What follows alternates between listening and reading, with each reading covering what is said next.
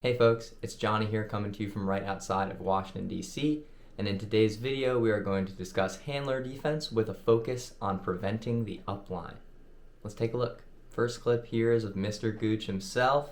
He's playing some interesting defense here. He sets up with a nice space between the thrower and the target. He first has his body facing back toward the end zone that Ring would be attacking, but then as the person he's marking starts to make his way upfield, he actually does a 180-degree turn, first with his head, then with his body, to block the path back toward the disc. An important note to watch out here for is that even when Gooch is turning around, he still has his eyes on his person's hips. Another really important thing to watch is how he plays the angles depending on his mark's depth. He's going to vary the space between the thrower and the person that the thrower is trying to put it to.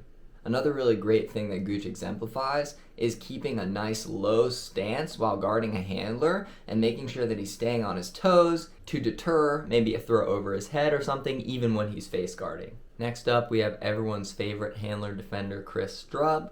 Strub starts out a little bit behind his person, but as he gets into position, he's not necessarily trying to get out in front of him, because out in front of him would leave that backfield look open. So Strub's actually leaving a little bit of room, or if the thrower wants to put it out, he could maybe make a play. And then as the play progresses, he's always going to leave that little lefty backhand window open that a lot of throwers aren't comfortable hitting, especially when you have a really tight defender like Strub marking the reset.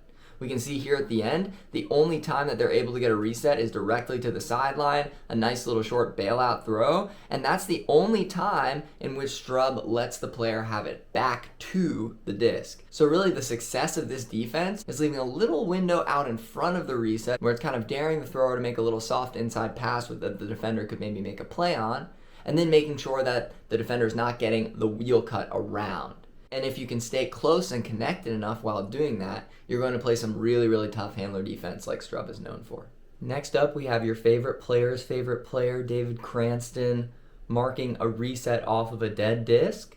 And he does actually a similar strategy as Strub, making sure to not give up the easy wheel cut while staying on his toes enough to make an athletic play back to the disc if the thrower does decide to put anything with upfield motion. So here we see him inching closer in an athletic stance, not letting upfield, and eventually they get a little something back too.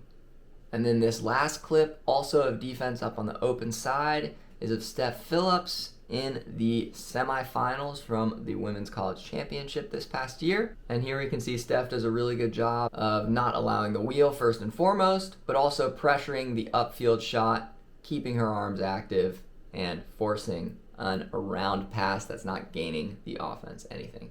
Element would go on to win this game, and Steph's defense was a big part of that. All right, I hope those clips were helpful.